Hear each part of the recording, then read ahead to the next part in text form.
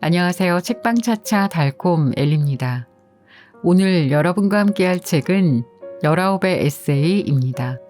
제목 그대로 19살의 저자가 자신이 겪고 있는 19의 성장통을 그대로 드러낸 조심스럽고 잔잔한 에세이입니다. 생각해보면 전 19살에 아무 생각이 없었던 것 같거든요. 그런데 저자는 참 생각도 많고 하고 싶은 것도 많고 삶을 꽤 열심히 살아가는 것 같다는 생각이 들었습니다. 공군항공과학고등학교라는 특목고에 진학한 저자는 보통의 인문계 고등학생과는 조금 다릅니다. 기숙사 생활을 하며 지내는데요. 학창시절엔 세상의 거의 대부분이 친구잖아요. 그냥 학교만 가도 하루 종일 붙어있기 마련인데 기숙사 학교다 보니 더욱 끈끈할 것 같습니다. 또 처음으로 가족들과 떨어져 생활하다 보니 가족에 대한 소중함도 다른 사람들보다는 빠르게 느꼈겠죠.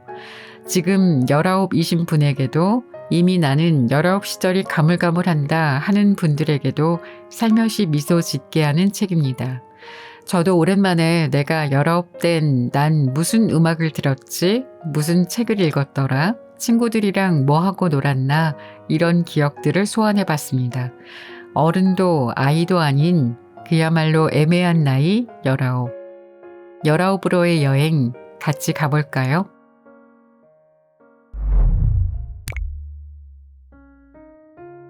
그대의 하루는 어땠나요? 영화 어바웃 타임의 주인공 팀은 시간 여행을 할 수 있다. 팀의 아버지 또한 이 능력을 지녔는데 아버지는 죽음을 몇 주 앞두고 팀에게 행복을 위한 자신만의 능력 활용법을 알려준다. 먼저 하루를 그저 다른 사람들과 마찬가지로 평범하게 보낸다. 그리고 잠이 들기 전 다시 그날의 아침으로 시간을 돌려 거의 똑같은 하루를 살되 처음엔 긴장과 걱정으로 그저 흘려보내기에만 급급했던 세상의 아름다움을 느끼며 사는 것이다. 이때부터 팀에게 시간 여행은 과거를 바꾸기 위한 능력이 아닌 현재를 더 깊게 음미하게 해주는 축복이 되었다. 나는 나의 하루를 어떻게 보내는지 궁금할 때 스스로에게 묻곤 한다. 오늘 하루를 다시 되돌릴 수 있다면 그러고 싶은지. 나의 하루에 만족했다면 굳이 되돌리지 않을 것이고 후회가 남는다면 어떻게든 되돌릴 것이다. 하지만 현실에서 우리에게는 영화 속 주인공 팀처럼 시간을 되돌릴 능력 같은 건 존재하지 않는다. 지난 일에 집착해봤자 당신의 어제가 변하지는 않는다. 우리는 단지 오늘 하루를 살아가고 있을 뿐이다. 그저 후회할 일을 하지 않거나 후회하지 않는 것. 그게 중요하다. 스크린 속의 팀도 이것을 깨달았는지 더 이상 시간 여행을 하지 않는다. 메리와 사랑을 하고 자식이라는 이름의 책임감을 품에 안고 아버지와 마지막 인사를 나누며 팀은 사춘기 시절 첫사랑을 위해 몇 번이고 시간을 돌렸던 과거의 팀과는 다른 성숙한 사람이 된다. 그저 내게 주어진 현재의 시간을 충실하게만 살아간다면 우리에게 시간 여행은 필요치 않다. 과거에 연연하며 후회에 묶여 사는 게 아닌 후회를 발판 삼아 현재에 충실하며 앞으로의 미래를 준비하는 것. 이것이 우리에게 주어진 숙제다. 그대의 하루를 되돌아보며 자신에게 질문해 보는 건 어떨까? 나의 하루는 어땠나? 당연하지 않은 보살핌.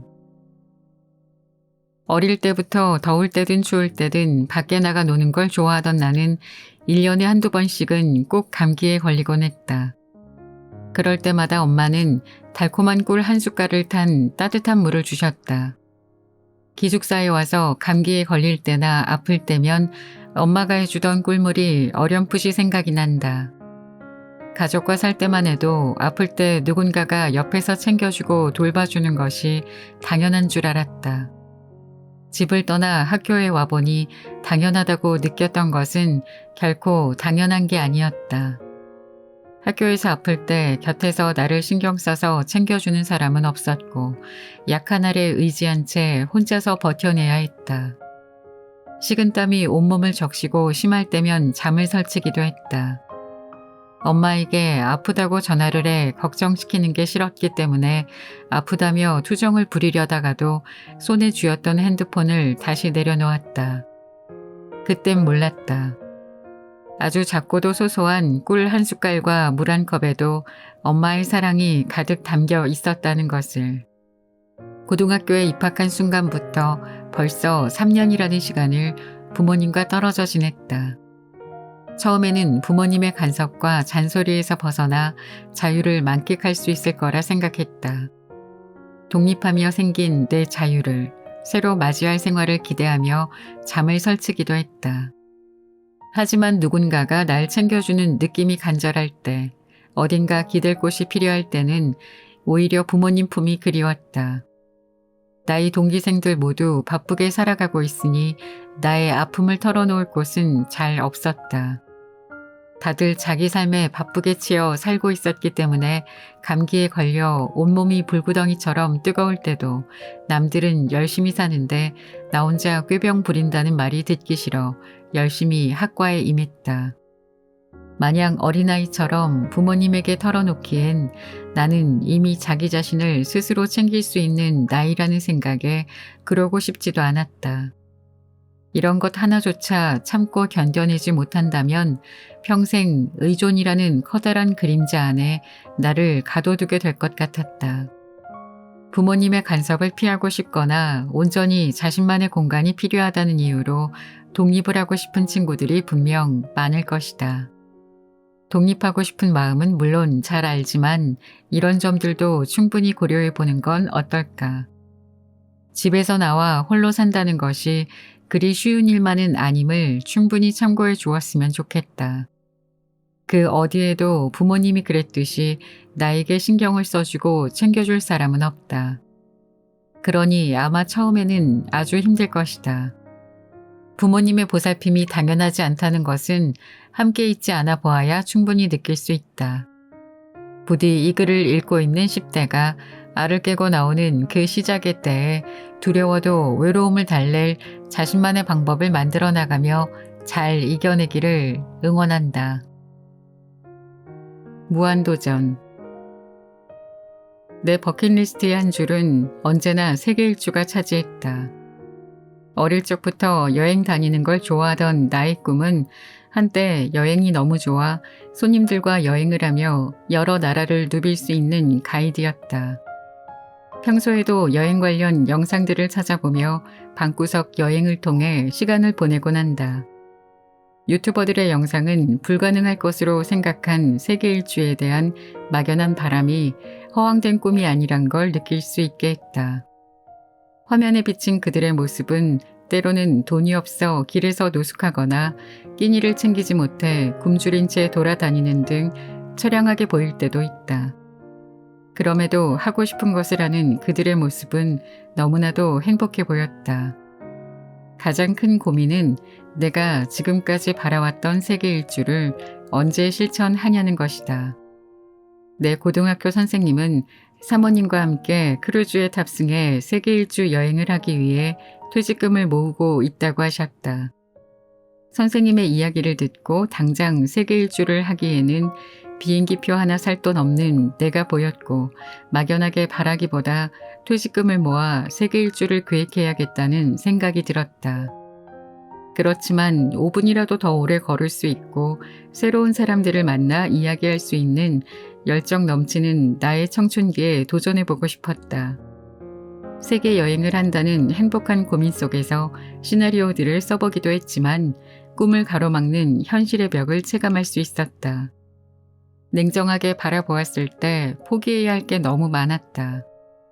직장을 그만두고 당장 세계 일주하러 가게 된다면 나는 우선 군인이라는 안정적인 직업을 포기하고 실업자가 되는 것은 물론 여행을 마친 후 새로운 직장을 구해야 하고 처음부터 다시 돈을 모아야 한다. 나의 꿈이 영원히 버킷리스트에만 남아있을 것 같아 걱정이다. 유튜브 영상 중 가장 기억에 남는 영상은 여인 같은 삶을 사는 한 남자의 이야기이다. 영상의 주인공은 20년 전 가족과 함께 자동차를 타고 유럽 일주를 했다. 주인공의 부모님은 그가 어렸을 적 최고의 교육은 여행이라는 철학으로 집을 사기 위해 모으고 있던 돈으로 유럽 일주를 결정했다. 유럽 자동차 일주. 멋져 보이지만 실상은 경비를 아끼기 위해 고물 자동차에 텐트를 싣고 다니며 해외에 대한 어떤 정보도 없이 여행한 것이다. 주인공의 부모님은 항상 말씀하셨다. 아들아, 세상은 넓고 갈 곳은 많다. 돈이나 명예에 집착하지 말고 세상을 두루두루 돌아봐라. 젊은 날의 특권이다. 그는 부모님의 미래가 걱정되어 언젠가 물어본 적이 있다고 한다. 엄마 아빠, 노후 준비는 하고 있어? 돌아온 대답은 세계 여행에 대한 부정적인 주위의 시선들 때문에 망설이기만 했던 내 고민을 명확하게 해결해 주었다. 엄마 아빠는 은행에 쌓인 잔고보다 여행하며 쌓은 추억이 더 든든하다. 하지 않은 일을 후회하기보다는 차라리 해놓은 일들을 후회하는 게 편할 것 같다. 여행에서 돌아왔을 때 직업조차 없는 현실을 생각하면 아마 후회가 될 수도 있다.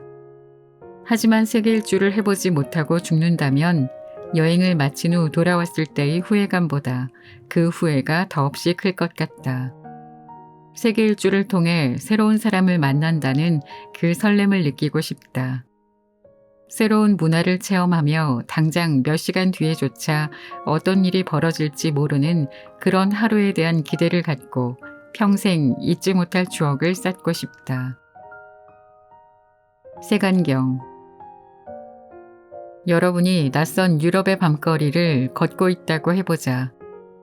불이 다 꺼진 골목에서 젊은 흑인 여러 명이 당신이 지나가는 걸 주시하고 있다. 그 상황 속에서 스페인의 아름다운 밤거리를 사진으로 남기고 싶은 당신은 어떻게 할 것인가? 혹시 모를 위험에 대비해 아쉽지만 그냥 조용히 지나갈 것인가? 아니면 처음이자 마지막이 될지도 모르는 이 도시의 아름다운 밤 풍경을 사진으로 남길 것인가? 내가 스페인 여행을 갔을 때 이러한 상황에 놓이게 되었다. 친구들은 괜히 사진 찍어달라고 부탁했다가 그들이 핸드폰을 가지고 도망갈 수 있다며 나를 말렸지만 나는 후회하기 싫어 후자를 택했다. Excuse me, could you please take a photo of us? 핸드폰을 들이대며 흑인분들에게 물었다. 흑인들은 오히려 본인들이 더 신기해하며 흔쾌히 사진을 찍어주었고 자기들과도 함께 사진을 찍자 말했다. 서로 SNS 아이디를 공유해 이야기하며 서로에 대해 알아가는 시간을 가졌다. 알고 보니 그 친구들도 우리와 같은 여행자였지 나쁜 짓을 할 의도조차 없었다. 단지 흑인이 쳐다봤다는 이유 하나만으로 거리감을 느끼며 피하려고 한 우리가 부끄러웠다. 학교 생활을 하면서 제일 좋았던 것 중 하나는 동기들 개개인의 집안 사정이나 경제 상황을 직접 물어보지 않는 이상 잘 드러나지 않는 것이다. 외부 학교의 경우 학교에서 입는 옷부터 시작해 사치품, 돈 씀씀이를 보고 친구들의 가정사를 어렴풋이 짐작할 수 있었다. 집안 형편이 어려운 친구들은 상대적으로 친구들 사이에서 소외되거나 괴롭힘을 당하는 경우를 많이 봐왔다. 학교에서는 그로 인해 보이지 않는 서열이 정해졌다. 하지만 우리 학교는 가정에서의 경제적 지원이 부족하더라도 매달 월급이 지급되어 생활하는 데 전혀 지장이 없다. 모두가 같은 조건에서 시작할 수 있다는 것은 큰 축복이다. 형편이 넉넉지 않다는 이유로 소외되는 일도 없고 대화하지 않고는 알 수 없는 그 친구의 재능이나 끼를 모든 친구들이 편견 없이 바라볼 수 있다. 서로 다른 조건에서 시작했더라면 그런 모습들을 볼 수 없었을지도 모른다. 어쩌면 우리는 모두 내가 보고 있는 것이 세상 전부라 느끼고 그 어떤 의심도 하지 않은 채 색안경을 쓰고 세상을 바라보고 있을 수도 있다. 단지 피부색이 다르다는 이유로 불편해하며 피하고 살아온 환경이 다르다며 이상하게 생각하는 것처럼 말이다. 색안경을 낀 채로 상대방을 바라보면 그 사람의 진정한 모습을 보기 힘들다.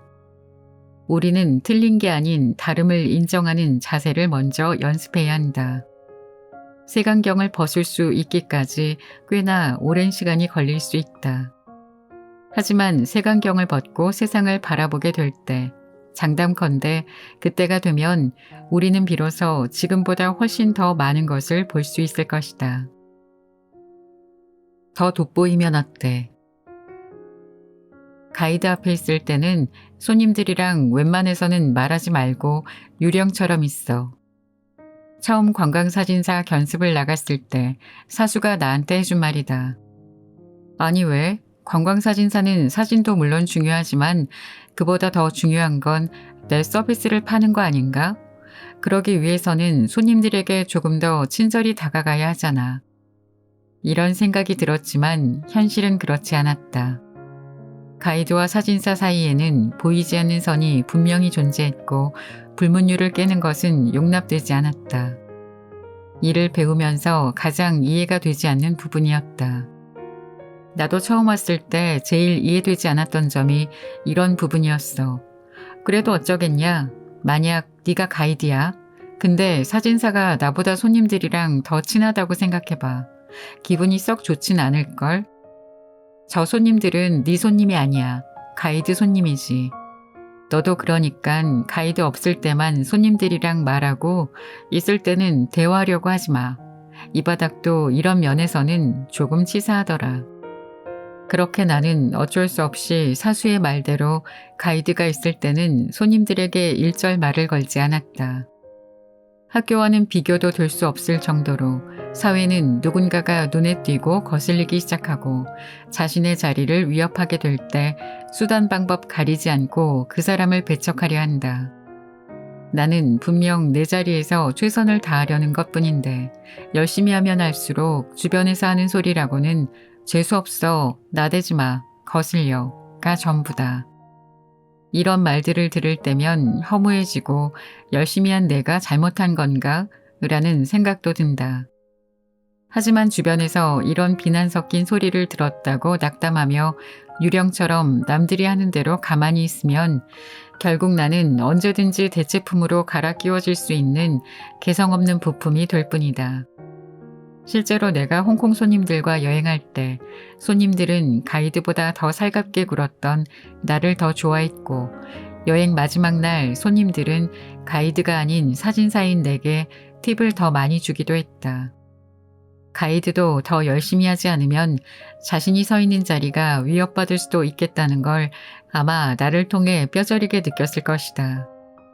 그렇게 적어도 서로 보완할 부분을 찾아가며 함께 발전하는 것이라 나는 생각한다. 이런 선의의 경쟁을 통해 서로 더 발전해가는 것. 이런 관계가 우리가 추구해야 할 바람직한 관계이지 않을까 조심스레 생각해본다. 나 혼자 산다. 남들은 나를 보며 혼자서도 잘 놀 것 같다고 한다. 겉으로 보기에 항상 밝고 처음 보는 사람에게도 어렵지 않게 말을 거는 외향적인 모습을 보여주어서 그런 것 같다. 흔히들 외향적인 성격을 가진 사람은 혼자서도 잘 놀 수 있다고 정의를 내린다. 혼자서도 잘 노는 사람들이 외향적인 경우가 많지만 나는 그렇지 않다. 나는 혼자서 노는 걸 즐겨본 적도 없고 도전하기도 두렵다. 특히 요즘 세상에 빠질 수 없는 혼밥은 더욱 그렇다. 음식점에 가서 직원이 몇 분이서 오셨어요? 라고 물어볼 때 한 손가락을 펴며 한 명이요 라고 말하는 것은 나에게는 너무나 어려운 과제나 마찬가지다. 고등학교 1학년 때 초등학생 시절에 친하게 지내던 원어민 선생님의 결혼식에 참석하기 위해 부산에 다녀온 적이 있다. 아침 일찍 일어나 시외버스를 타고 시간 맞춰 결혼식장에 도착했지만 막상 도착하고 나니 죄다 모르는 사람뿐이었고 외국인들이 식장을 둘러싸고 있었다. 더군다나 나의 유일한 지인인 원어민 선생님은 그날의 주인공이어서 혼자 있는 나를 챙겨줄 시간이 없었다. 혼자서 결혼식에 참석한 건 처음이라 우왕좌왕하다가 겨우 식장 앞 데스크에서 축의금을 내고 식권을 받았다. 결혼식이 시작됐고 혼자 멀뚱히 선 채로 결혼식을 구경했다. 선생님이 그렇게 행복해하는 모습은 처음 본 것 같았다. 결혼식이 끝나니 하나둘 식당으로 이동했다. 아침 일찍 집을 나선 나는 배가 많이 고팠기에 식당으로 걸음을 옮겼다. 그때까지만 해도 혼자서 밥을 먹을 수 있을 줄 알았다. 그냥 앉아서 먹고 싶은 걸 담아와서 먹으려 했지만 그러기에는 혼자 먹는 것이 너무 눈치 보였다. 기본적으로 4인에서 5인이 앉는 자리라 모르는 사람들 사이에 끼어서 먹기에도 눈치가 보였다. 하는 수 없이 굶주린 배를 뒤로 한 채 배가 고프지 않다며 나 스스로 합리화를 하고 식장을 나와 다시 버스를 탔다. 올해는 주말에 동기들과 함께 택시를 타고 외출을 나가는데 가는 길에 동기 중 한 명이 혼자 보드를 들고 걸어가는 걸 보았다. 듣자 하니 자주 주말에 혼자 외출을 나가 밥을 먹고 들어온다고 했다. 나는 혼자서 나가는 것까지는 할 수 있다 해도 앞에서 말했다시피 혼자 식당에 들어가서 밥 먹는 건 너무 민망하기 때문에 그 동기가 신기하면서도 부러웠다. 졸업 후 인관하고 나면 독립을 한다는 기쁨보다는 친구들과 뿔뿔이 흩어져 혼자가 된다는 걱정이 앞선다. 자대가 집 근처가 아니라 멀리 떨어지게 된다면 주변 사람들과의 관계를 다시 새로 시작해야 한다. 그때가 되면 먹고 싶은 게 있어서 음식점에 가서 먹으려고 해도 남의 시선을 의식해 나는 또 혼자 먹는 걸 포기할 것 같다. 이런 상황을 미리 연습하기 위해 3학년 겨울방학에는 혼자 여행을 가보는 걸 계획하고 있다. 청년들에게만 주어진 특권인 내일로 여행. 기차를 타고 다니며 우리나라 구석구석을 만끽하는 여행이다. 물론 친구와 함께 가는 것도 좋겠지만 한 번쯤은 혼자서 가보고 싶다. 내일로 여행을 통해 내가 원하는 곳에 가고 먹고 싶은 걸 스스로 결정해서 혼자 먹어보는 연습을 하고 싶다. 평소에 외출을 나가더라도 남들이 원하는 것에 맞춰 움직였지 내가 먹고 싶거나 원하는 대로 움직이지 않았다. 나는 수동적인 사람이었다. 그렇기에 내 결정에 따르는 것, 그것을 연습해보고 싶다.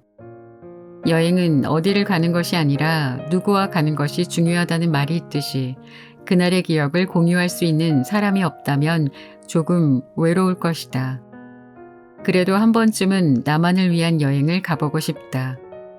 굳이 주변을 신경 쓰지 않아도 되고 단지 내가 하고 싶은 것에 따라 행동할 수 있으니 더 존중받는 느낌이 아닐까. 재미있게 들으셨나요? 만약 시간을 되돌릴 수 있다면 여러분은 언제로 가고 싶으신가요? 저는 22살로 가고 싶습니다. 그때가 가장 좋았던 때 같습니다. 19으로 돌아가 친구들과 장난치며 놀던 때로 가는 것도 고민해 봤는데 19에는 공부를 해야 하니까 그게 싫더라고요. 진짜 엉덩이 아프도록 공부해야 하는 나이잖아요. 이 책의 저자는 엉덩이 아프도록 공부하는 대신 자기 개발도 하고 여행도 하고 청춘을 청춘답게 살아가고 있는 것 같죠? 그런 점은 정말 부럽더라고요. 나이에 비해 성숙한 저자의 이야기들에 미소 지으면서 읽었던 책이었습니다. 여러분의 19은 어땠나요? 지금까지 책방차차 달콤 엘리였습니다. 감사합니다.